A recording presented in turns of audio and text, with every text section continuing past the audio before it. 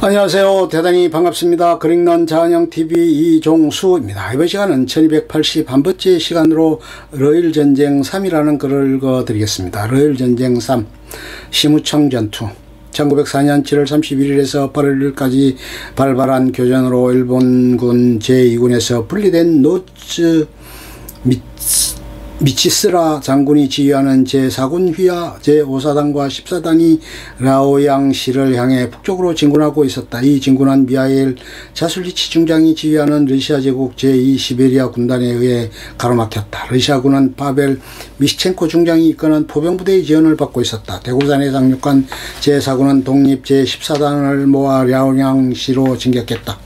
그 도상에 있는 요충지였던 하이청시 근교에는 시베리아 제2 군단이 포진해 있었다. 일본 제국 육군 제4군은 7월 30일에 진지에 도착하여 다음날 공격을 시작했다. 제4군은 포위를 하며 접근하는 일본 제2군 소속 제3사단과 공동으로 전투를 수행하지만 전황은 유리하지 못했다. 이에 미하일 자술리치 중장이 북쪽으로 퇴각을 결정하자 전투는 8월 1일 새벽에 끝났다. 시베리아 제2군단은 요양에 있는 러시아 만주군 주력과 합류했고 일본 제국 육군 제4군은 제2군과 함께 요양 남쪽에 진을 쳤다. 이날 일본군은 836명의 피해가 났고 러시아군은 약 1217명의 사상자를 냈다. 이 전투에서 승리한 일본 제국 육군 제4군은 대규모 작전을 펼치기 위해 라오양시로 향하게 되었다.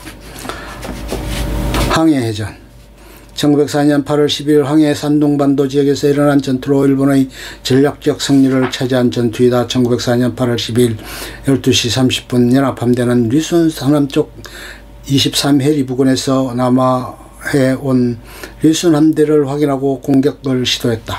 그러나 리순 함대는 교전을 하지 않고 시정일간 블라디보스톡 방면으로 도주에 충실하고 있었다. 일본 함대는 리순 함대와의 7km 거리에서 정자 진법을 실행하기 위해 함대 행동을 시작했지만 리순 함대의 후방을 따라잡지 못했다.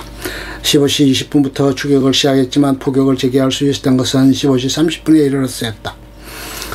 18시 40분 리순 함대의 기함인 체사레비치의 항교에 두 발의 포탄이 직격했고 이 때문에 비렐은 비트게프트와 조타수가 전사했으며 이바노프 함장이 의식을 잃었다.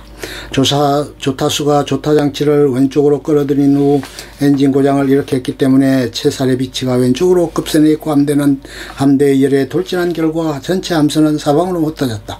연합함대는 사방으로 흩어져 남하하는 리순 함대를 공격했고 야간에는 어뢰 공격까지 시도했지만 실패했다. 리순 함대는 전함 페레스베트 차석지휘관 파렐 우쿠톰스키 소장이 임시로 지휘하게 되었으며 5척의 전함 체사레비치 제외과 1척의 순양함 9척의 구축함이 침몰되지 않고 간신히 리순항으로 돌아왔다. 그러나 전함 체사레비치와 구축함 3척은 독일령 자우저우만에서 방호순양함 아스콜트와 구축함 한 척은 상하이에서 방호순양함 다이아나는 프랑스령 인도차이나의 사이공에서 프랑스 당국에 역류되었다.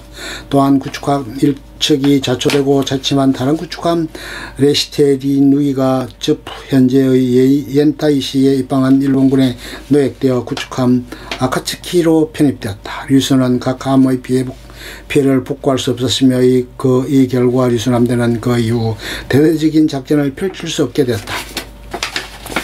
출격의 보고는 접해 있던 러시아 영사의 손에 의해 블라디보스톡에 전달되었고 블라디보스톡 순양함대가 리순 함대를 엄호하기 위해 출격했다. 출격 30분 후에는 테리누이에서의 보고에 따라 출격 중지 명령이 내려졌지만 함대는 오지 않았고 블라디보스톡 순양함대는 가미무라 히코노조 중장이 이끄는 제2함대에 의해 울산 앞바다에서 포착되어 격파되었다. 일본 함대는 미카사, 아사히, 시키시마, 야쿠모가 참전했고 러시아는 체사레비치, 포베다, 페레스트베트, 폴타파, 레트비잔, 세바스토폴이 참여하여 거의 7시간에 걸친 해전을 펼치며 쌍방 약 7,380발의 포탄을 주고받았다. 이 해전 후 리순 함대의 주력함 중에는 전함 세바스토폴이 지상 공격을 위해 몇 차례 출국했을 뿐 그것도 어뢰에 맞은 이후로는 제대로 된 출동을 할 수 없었다. 이후 연구를 통해 해전 이후 리순함대는 함대포를 분리하여 육상요새로 돌려놓았고 승무원을 육전부대로 배치하여 함대로서의 전투기능을 상실한 것으로 발견했다. 그 결과 연합함대는 리순함대를 괴멸한다는 목적을 달성하게 되었는데 당시 일본 측은 그 사실을 알지 못했다. 따라서 리순함대의 작전 능력이 아직 건재하다고 생각했기 때문에 육군에서 요새 공략을 조기에 해달라고 요청하게 되었다. 또한 정자작전이 사실상 실패, 적함과의 거리가 너무 멀리 떨어져 있기 때문에 한 것이나 적함을 침몰할 수 없었던 것이 큰 과제로 남았다. 이 해전에서의 교훈을 얻어 스시마 해전에서 대성을 거둘 때 활용되었다. 울산해전 1904년 8월 14일 대한제국 동해안 울산 앞바다에서 일본 제국 해군과 러시아 제국 해군 사이에 벌어진 교전이다. 이 해전은 황해해전이 벌어진 지 4일 후에 도주한 러시아 함정을 추격하면서 일어난 교전이다. 8월 14일 오전 4시 25분 울산 남부를 남하 중이던 히코노조 지휘하의 장갑 순양함 이즈모, 아즈마, 도키와 이와테로 이루어진 제2전대는 좌현 전방에 등불을 발견하고 4시 50분 그것이 블라디보스토크 함대임을 확인했다. 한편 블라디보스토크 함대도 4시 40분에 북쪽으로 일본 함대를 발견했다. 블라디보스토크 함대는 남쪽을 향해 도주를 시도했지만 적 발견 소식을 보고받고 남쪽에서 북상하고 있는 방호 순양함인 다카치호 나니와를 발견하고 나서는 일전이 불가피함을 깨닫고 북북서로 배를 돌렸다. 그들의 반응에 대응하여 제2전대도 동쪽으로 변침했다. 양국 함대의 거리가 좁혀지자 5시 53분 거리 8,400km에서 400m에서 포격이 시작되었다. 포격을 주고받으며 모두 피해를 입었지만 5시 36분 블라디보스토크 함대가 오른쪽으로 변침하면서 맨 후 미하의 6리크가 집중 포화를 받았고 6시 거리 모보이와 러시아는 16시 방면으로 뱃머리를 돌려 류리크와 함께 북서쪽으로 향했다. 따라서 제2전대도 북서쪽으로 약간 변침하여 전투를 계속했다. 6시 30분 류리크는 피해를 만회할 수 없는 상태에 빠졌다. 이후 그로모보이와 러시아는 류리크를 엄호하려고 일본 제2전대와 교전을 계속했다. 그러나 러시아의 피해만 더 커졌다. 류리크도 피해를 떨칠 수 없는 상태가 되었기 때문에 7시 54분 북쪽으로 도주했다. 한참 후 두 함선은 다시 제2전대와 교전을 벌였다. 이 전투에서 류리크가 발사한 포탄이 이와테에 명중하여 75명의 사상자를 내게 했지만 에첸 소장은 류리크의 구원을 포기하고 8시 22분에 다시 북쪽으로 향했다. 이때 제4전대 소속 나니와와 다카치호가 접근해오고 있었지만 에첸 소장은 제2전대를 나머지 두 함으로 끌어들이면 손상된 방어 순양함 쪽을 물리치고 기원할 수 있을 것이라는 기대를 했다. 히코노조는 제4전대를 류리크를 맡겨두고 그로모보이와 러시아를 추격했지만 이즈모에 탄약이 부족하다는 보고를 받았기 때문에 10시 4분에 추격을 중단했다.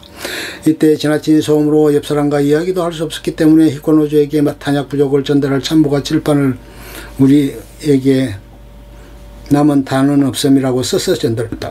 그것을 본 히코노조는 억울함 때문인지 칠판을 참모로부터 뺏어 바닥에 던지고 그것을 여러 번 짓밟았다. 그러나 이즈모의 탄약은 탄약고가 적어서 대부분 탄약 통로에 있었다는 말도 있다. 제2전대 추격이 중지되자 그르모보이와 러시아는 이틀 후 블라디보스토크로 귀환했다. 보고에 의하면 두 함선의 인적 피해는 전사 140명, 부상 319명이었는데 반면 일본 해군 2전대의 피해는 전사 45명, 부상 55명이었다. 유류수정이 이끄는 나니와와 다카치호는 8시 42분 류리크의 포격을 시작했다. 류리크는 어뢰를 발사하고 청각 공격을 시도하는 등 저항을 계속했지만 10시경에 침묵했고 지휘를 했던 콘스탄틴 이바노프 대위는 자침을 명령하고 류리크는 침몰했다. 류리크의 침몰 후 일본 측은 구조작업을 실행하여 626명을 구출했다.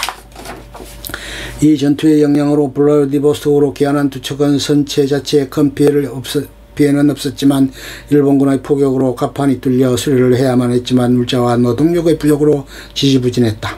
해를 넘긴 1905년에 수리를 마친 두 척은 1905년 4월 25일 일본 열도 건해로 군사 임무를 띈 채 출발했다. 그러나 그로모보이는 7월 11일 어뢰를 맞고 다시 수리를 받게 되었다. 이것이 대국에 영향을 준 것은 아니었지만 이로 인해 일본 해군은 동해 제해권을 확보하는 데 성공했다고 볼 수 있다. 또한 블라디보스토크 함대 소속으로 태평양에서 별도의 행동을 취한 보조 순양함 레나는 황해전, 울산해전 등의 소식을 듣고 태평양을 건너 샌프란시스코까지 도주하다가 억류되었다. 레르사코프 해전 1904년 8월 20일 사할린 고르사코프 지역에서 벌어졌으며 일본에서 소야 해전이라고 부른다. 일본 제국 해군은 순양함 2척 치토세와 스시마를 이끌고 다카기 스키치대자 다카나카 다케테루 중자가 작전을 지휘하여 러시아 제국 해군의 막시밀리안 폰 슈리츠 소령의 방호 순양함 1척 노비크를 맞아 싸웠다. 2등 보호함 노비크는 이전에 벌어진 항해해전에 참가한 구축함 중 1척이었다. 해전에서 일본에 패한 후 일본 함대에 쫓겨 리순항으로 태극할 수 없자 독일령 자오저우만에서 석탄을 보급받은 후 일본 열도를 위하여 태평양을 북상해 블라디보스토크로 향하는 중이었다. 그러나 연료가 부족할 우려가 있었기 때문에 다시 석탄을 보급받기 위해 사할린의 코르사코프 앞바다에 정박하고 있었다. 그것을 발견한 일본 해군 순양함과 해전이 벌어진 직후 일본 순양함의 포탄을 맞아 노비크는 쾌속을 살리지 못하고 인해 저주되었다. 성문들이 군함을 버리고 탈출하여 블라디보스토크로 향했다. 이 해전은 러시아 해군의 전력을 어느 정도 줄이는 데 기여했으며 또한 당시 러시아 제국 해군이 벌이고 있던 통상적인 파괴작전의 위험도 감소시켰다. 이 해전 이후 노비크는 일본 해군에 의해 인용된 후 수리되었고 일본 해군의 편입 통보함 서저야가 되었다. 라오양 해전 요동전투라고도 하며 러일전쟁 중기인 1904년 8월 24일에서 9월 4일까지 중국 랴오닝성 라오양 부근에서 진행되었다. 일본과 러시아가 로동반도 및 선양 근처 철도에서 만주 한반도 등의 권익을 놓고 1904년 메이지 37년에 발발한 러일전쟁 최대의 전면전이었다. 양군의 주력이 처음 충돌한 이 싸움에서 러시아군은 15만 8천 명의 병력을 가지고 방어망을 전개했고 일본군은 12만 5천 명의 병력으로 공격해 도합 28만 명의 군사가 충돌했다. 압록강 전투와 함께 일본군에 있어서 최초로 근대 육군을 상대로 해 본격적인 전투였다. 일본군은 8월 거의 랴오량을 직결했고 동쪽으로 제1군, 4군, 제2군을 전개하여 제1군이 태자강을 건너고 동쪽을 우회하면서 러시아군의 측면을 공격하여 작전을 기획할 생각이었다.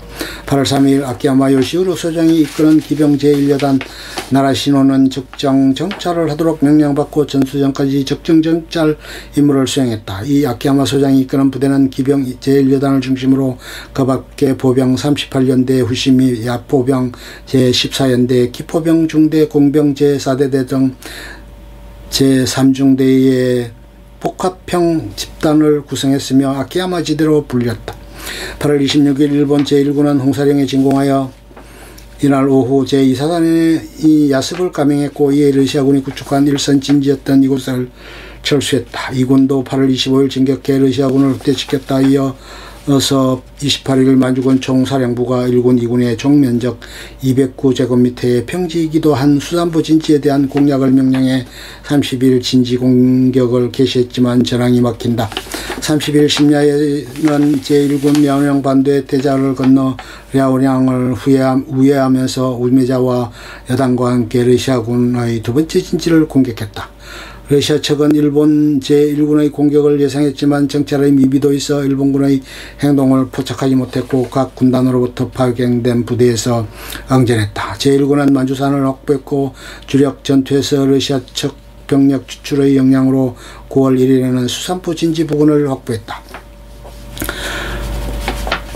9월 4일에 쿠로파트키는 테러가 차단되는 것을 두려워하여 전선기지로부터 봉천화해 철수를 명령했다. 일본 측은 병력 소모나 연전의 필요가 있는 추격은 하지 않았다. 일본군은 하얼빈을 공략할 수 없게 되면서 기본 전략의 변경이 불가피했다. 랴오냥 해전에서 일본군이 무혈 입성의 목적을 달성해냈으나 크로파트킨 장군은 전략적 후퇴라고 주장하여 양군의 승리를 선언했다. 사상에는 일본군 측이 23,500명이었으며 러시아 측은 2만 명 정도로 양군 모두 4만 명 이상에 달했다. 일본군에서는 8월 31일 랴오냥 해전의 수산포 쟁탈전에서 보병 제34연대가 세키야 메이지로 연대장 다치바나 슈타 제1대대장 소령이 전사했다. 특히 다치바나 소령은 해군의 리순 철수 작전을 내서 정사했다. 그 후 히로세 다케오 소령과 함께 전후 군신으로 알려졌다. 사하 전투. 사하, 봉천 남쪽을 중심으로 하여 1904년 10월 9일부터 10월 20일까지 전개된 전투. 러시아 육군이 일본 육군에 대해 반격으로 시작된 회전으로 2.3 이후 겨울에 돌입하면서 샤허 대전으로 불리는 교착 상태에 빠졌다. 회전의 계기가 러시아 만주군을 알렉세이 쿠로파킨 휘하에 있던 것을 그리펜 벨크 장군과 크로파킨 장군의 쌍두체제로 이행하도록 결정한 것이다. 이 결정에 불만을 품은 크로파킨은 일본 육군을 공격하고 위신을 제시하게 했다. 10월 9일 러시아군의 공격이 시작되고 그것이 달 일본 육군이 요격하는 형태로 싸움이 시작됐다. 일본 육군은 러시아군의 공격을 간파한 것으로 압도적인 병력 차이가 있으면서도 러시아군에 대해 효율적으로 방어함으로써 큰 손해를 끼쳤다. 그리고 일본군은 러시아군에게 공격을 하면서 러시아군은 사하 북한에 퇴각했다. 일본군은 더 공격하더라도 러시아군의 반격을 받고 물러났다. 만주군이 속한 대본영은 여순왕 포위에 우선하고 탄약을 그쪽으로 보내는 것과 겨울에 돌입하고 탄약이 다 떨어져 행동이 어렵게 되자 만주군은 참호해서 다음의 공세의 기회를 기다리게 되었다. 또한 이 해전에 있어서 필해야 할 존재로 우메자와 미치하루 소장이 이끄는 건의 후비 혼성여단 우메자와 여단이 있다. 건의 후비 혼성여단은 후비병 예비역 병사들로 구성된 2급 부대며 우미자와의 탁월한 시야 아래 최전선에서 정예부대에 못지않은 맹렬한 분전을 보이며 승기의 일단을 담당하는 활약을 보인 일로 현재 그 이름을 남기고 있다. 산대푸 전투.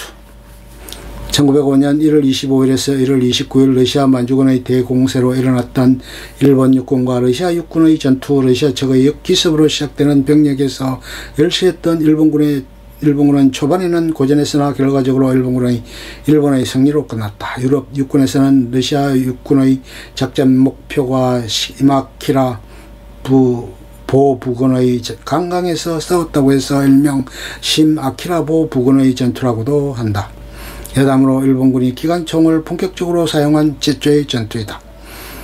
끝. 좋으면 좋아요, 구독, 알림 설정 눌러주세요. 감사합니다.